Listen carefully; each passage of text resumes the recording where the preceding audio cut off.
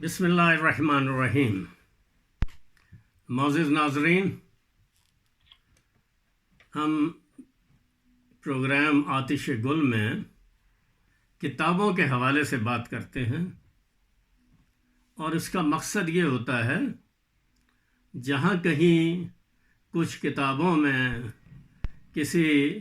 قومی شخصیت کے بارے میں کوئی اگر غلط بات سامنے آتی ہے تو ہم اس کی اصلاح بھی کر سکیں، تاکہ ہماری نوجوان نسل جو ہے وہ کسی ایسی کنفیوژن میں نہ پڑ جائے جس سے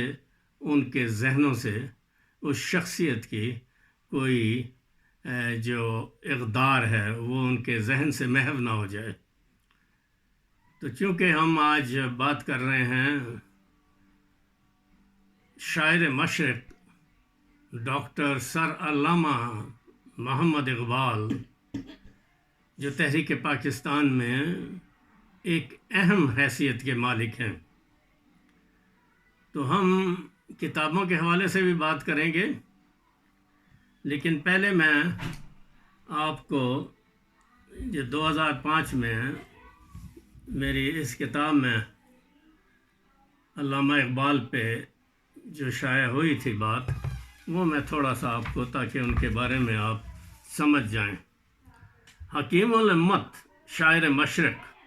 حضرت علامہ ڈاکٹر سر محمد اقبال اپنی منفرد سوچ، ندرت فکر، بے مثال طرز کلام، جرأت رندانہ، قلندرانہ وجدان اور اسلامی تشخص پر یقین کامل کی گناگو خوبیوں کے باعث جنوبی ایشیا میں 20ویں صدی کی ایک بہت اہم اور قد آور شخصیت تھے۔ انہوں نے اپنی فہم اور دانش کے ذریعے مسلمانوں کو ان کے اسلاف کے کارناموں اور لازوال اسلامی اصولوں کی سچائی کا احساس دلایا، اور مسلمانان ہند کو خواب غفلت سے جگاتے ہوئے ہندوستان میں اسلامی تشخص کی بنیاد پر انہیں ایک علیحدہ جد و جہد کے لیے تیار کیا۔ تو یہ مختصراً علامہ اقبال کی شخصیت کو بیان کرنے کے حوالے سے، اس پہ چونکہ ہم اب ان کتابوں کے حوالے سے گفتگو کریں گے اور دیکھیں گے کہ کیا صورتحال ہے۔ جہاں تک ایک کتاب محترم سعد خیری صاحب نے لکھی ہے جناح، یہ کتاب جو ہے، جہاں تک جناب سعد اور خیری کا تعلق ہے، یہ پاکستان کی وزارت خارجہ میں رہے ہیں اور متعدد ممالک میں سفیر کے طور پر بھی فرائض سر انجام دیتے رہے ہیں۔ لیکن اس کتاب میں جہاں انہوں نے قائد اعظم محمد علی جناح کے لیے تو بہت ہی خوبصورت پیرائے میں تحریک پاکستان کو بیان کیا ہے، اور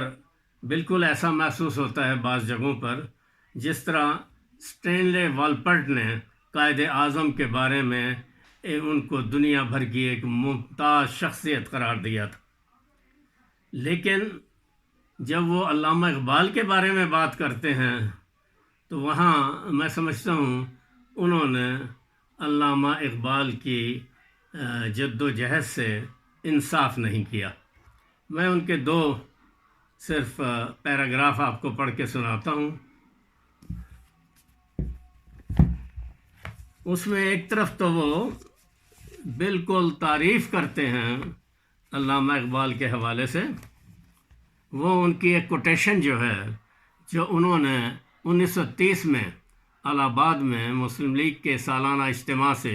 خطبہ صدارت دیتے ہوئے پیش کی، اس کو انہوں نے ریپروڈیوس کیا ہے، اور وہ لکھتے ہیں I would like to see the Punjab, the north-west frontier province, Sindh and Balochistan amalgamated into a single state. Self-governance within the British Empire or without the British Empire, the formation of a consolidated Northwest Indian Muslim state appears to me to be the final destiny of the Muslim, at least of North-West India, جو کہ موجودہ مغربی پاکستان یا پاکستان ہے۔ لیکن اس کے ساتھ ساتھ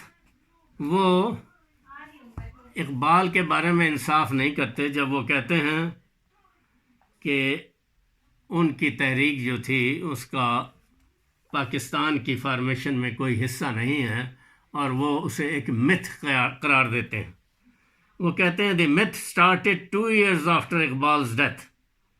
when the Pakistan resolution was passed in 1940. The Hindus had reacted strongly and were attacking the resolution on every possible ground. The Muslim found an answer in attributing it to their great poet philosopher who had suggested it as far back as in 1980. تو یہ وہ اس لحاظ سے جب آگے بھی چل کے بات کرتے ہیں تو وہ تھوڑا سا میں سمجھتا ہوں انہوں نے علامہ اقبال کی جد و جہد سے انصاف نہیں کیا، کیونکہ جہاں تک انہوں نے ایک اور چیز پہ توجہ نہیں کی کہ ایام بیماری کے دوران جناب علامہ اقبال نے قائد اعظم کے ساتھ خفیہ خطوط کے ذریعے، جنہیں کانفیڈینشیل لیٹرز کہا جاتا ہے، 13 لیٹر لکھے، اور اس میں قائد اعظم کو انہوں نے باخبر رکھا مسلمانوں کی صورتحال سے اور برٹش انڈیا اور کانگریس کی سازشوں کے حوالے سے۔ انہوں نے ان کو بار بار لکھا کہ آپ متحدہ ہندوستان کے آئین کو کسی صورت میں تسلیم نہیں کریں گے، کیونکہ اس کی وجہ سے پھر مسلمانوں کے ساتھ انصاف کرنا ممکن نہیں ہوگا۔ تو یہ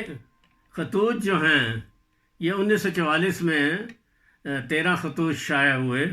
اور اس کا پیش لفظ قائد اعظم محمد علی جناح نے لکھا، اور انہوں نے اس میں لکھا کہ ان خطوط میں جو ہندوستان کے مستقبل اور مسلمانوں کی جو علیحدہ وطن کی خواہشات ہیں، اس حوالے سے یہ بہت ہی تاریخی امپورٹنس کے حامل ہیں، اور میں یہ بتانے میں کوئی عار نہیں سمجھتا کہ ہم جو باتیں انہوں نے ہمیں بتائی تھی چند سالوں کی فکر کے بعد میں بھی اسی نتیجے پہ پہنچا ہوں۔ اسی طرح 1940 میں جب قرارداد لاہور میں پاس ہوئی، جسے ہندو پریس نے قرارداد پاکستان کے نام سے آگے بڑھایا، تو اس وقت بھی قائد اعظم نے کچھ مسلم لیگی زوما سے گفتگو کرتے ہوئے کہا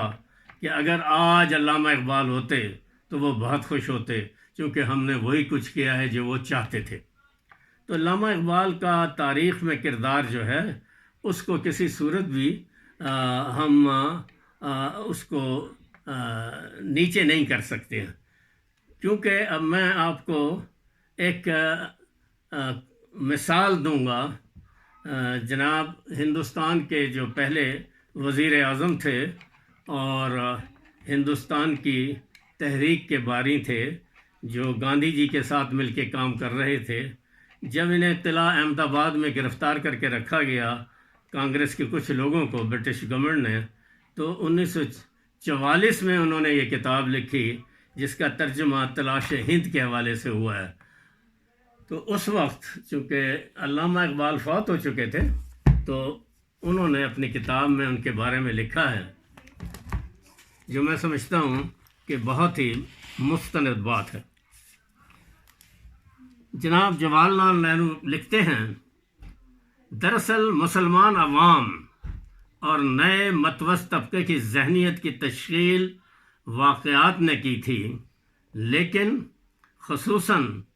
اس کے نوجوانوں کو متاثر کرنے میں سر محمد اقبال کا اہم حصہ ہے۔ ابتدا میں اقبال نے اردو میں پرزور قومی نظمیں لکھیں جو بہت مقبول ہوئیں۔ جنگ بلقان کے دوران انہوں نے اسلامی موضوع اختیار کیے۔ وہ اپنے زمانے کے حالات اور مسلمانوں کے جذبات سے متاثر ہوئے اور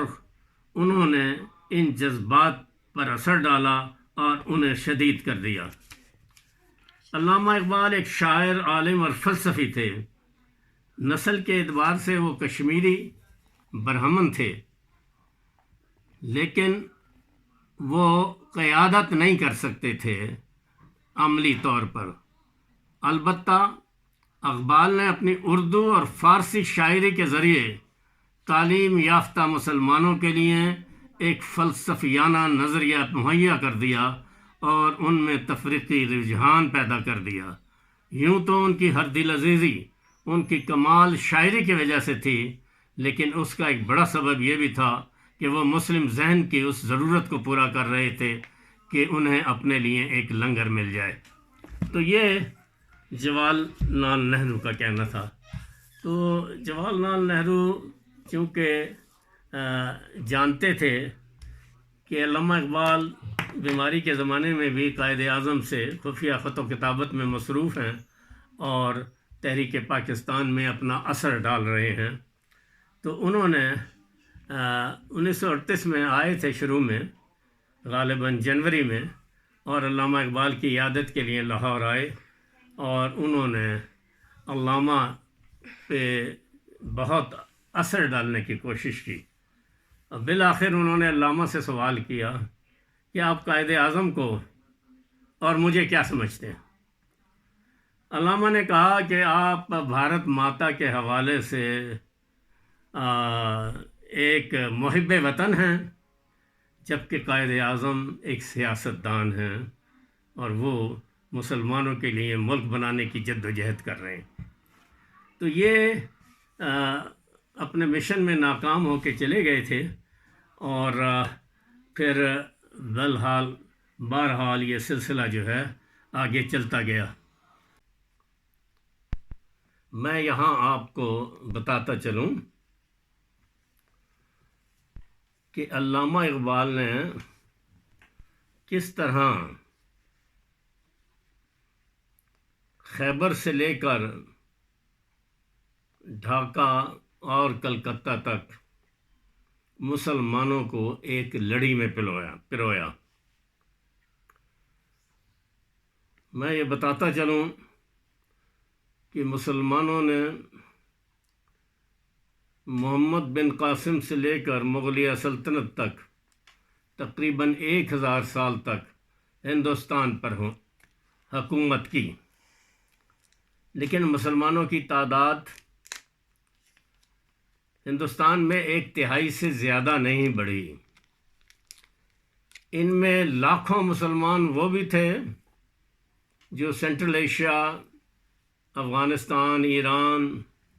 اور عرب ملکوں سے آئے تھے، اور وہ بھی لاکھوں مسلمان شامل تھے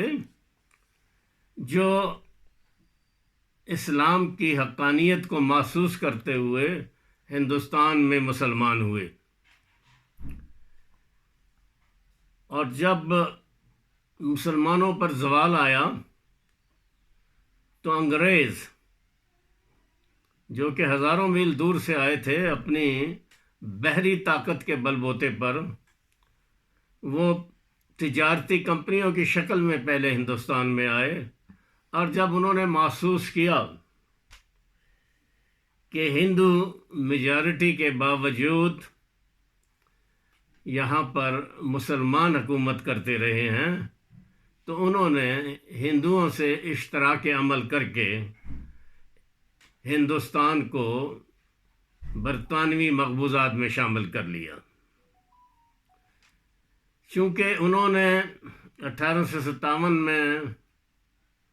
دہلی کے بہادر شاہ ظفر کو شکست دے کے ہندوستان پہ مکمل قبضہ کیا تھا، اس لیے انہوں نے مسلمانوں کو شدت سے انتقام کا ذریعہ بنایا۔ مسلمان جو عمرہ تھے ان کی جائیدادوں پہ سے محروم کر کے ان کو ہندوؤں میں تقسیم کیا گیا، اور بالآخر پوزیشن یہ ہوئی کہ ہندوستان میں جو 90% مسلمان تھے وہ غربت کی لکیر سے نیچے چلے گئے۔ یہ وہ حالات تھے جب یورپ پہلی اور دوسری جنگ عظیم کا شکار ہوا، اور اس کے نتیجے میں انگریزوں کی قوت کمزور ہوئی۔ تو پھر ہندو لیڈروں نے، گاندھی جی اور جواہر لال نہرو نے، برطانوی حکومت ہند پہ دباؤ ڈالنا شروع کیا کہ اقتدار ان کے حوالے کریں۔ اس صورت میں علامہ اقبال نے اپنی نظموں کے ذریعے، خاص طور پہ شکوہ اور جواب شکوہ کے ذریعے، مسلمانوں کو احساس دلایا کہ وہ ایک قوم ہیں، اور وہ اس سرزمین میں 1000 سال تک حکومت میں رہے ہیں، تو ان کو خوابوں سے جگایا اور ان کو ایک لڑی میں پرویا۔ حتیٰ کہ پھر اقبال کی نظمیں جو ہیں وہ خیبر سے لے کے کلکتہ تک،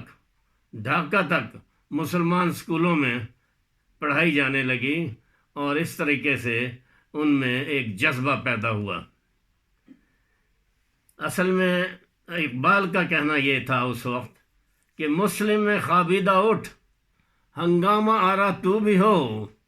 وہ چمک اٹھا افق، گھر میں تقاضا تو بھی ہو۔ کہ جب کہ ہندو جو ہیں اپنی آل انڈیا کانگریس بنا کے انگریزوں پہ دباؤ ڈال کے سارے ملک کا وہ حاصل کرنا چاہتے تھے، تو انہوں نے کہا کہ آپ بھی اٹھیں، آپ ایک قوم ہیں۔ اور اس لحاظ سے چونکہ جس طرح جواہر لال نہرو نے کہا ہے کہ علامہ اقبال فلسفی تھے، وہ قیادت عملی طور پر نہیں کر سکتے تھے، تو قائد اعظم محمد علی جناح نے عملی طور پہ قیادت کر کے اس فکر کو آگے بڑھایا۔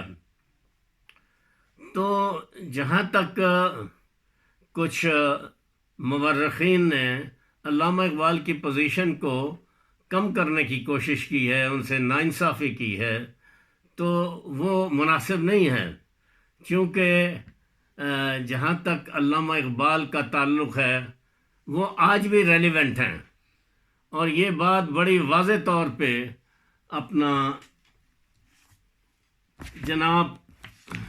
عمران خان نے اپنی کتاب میں واضح طور پہ بیان کی ہے۔ وہ کہتے ہیں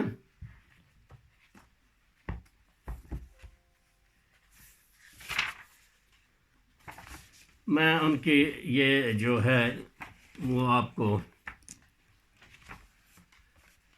بتاتا ہوں کہ وہ ریلیونسی قرآن و سنت کے حوالے سے کس طرح اپنی کتاب میں بیان کرتے ہیں۔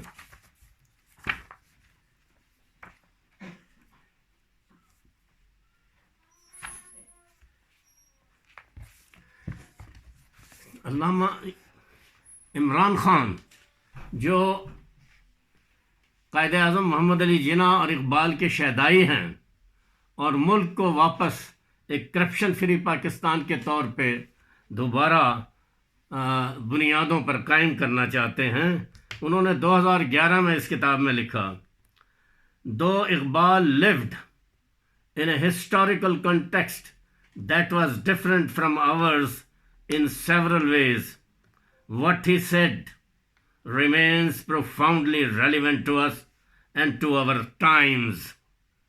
In fact, Iqbal's message is more relevant and important today than that of any other Muslim thinker of the past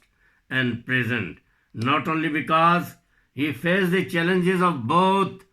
traditionalism and modernity fearlessly, but also, and more importantly, because he had a profound understanding of the integrated vision of the Quran,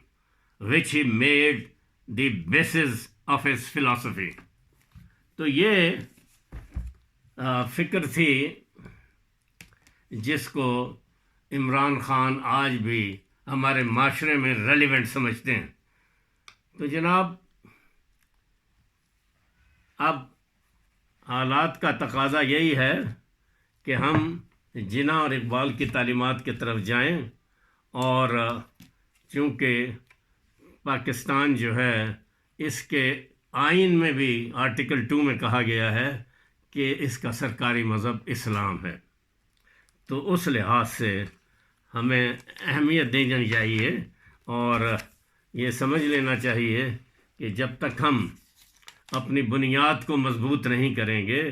اس وقت تک ایک ایٹمی طاقت ہونے کے باوجود اپنے مسائل کو حل نہیں کر پائیں گے. میں یہاں آخر میں علامہ اقبال کے 2 شعر پڑھنا چاہوں گا جس سے آپ سمجھ سکیں گے، اور یہی میسج غالباً اب عمران خان اپنی تقریروں کے ذریعے عوام الناس میں پھیلانا چاہ رہے ہیں. علامہ اقبال کہتے ہیں، قوت عشق سے ہر پست کو بالا کر دے، دہر میں اسم محمد سے اجالا کر دے، کہ محمد سے وفا تو نے تو ہم تیرے ہیں، یہ جہاں چیز ہے کیا لوح و قلم تیرے ہیں. بہت شکریہ.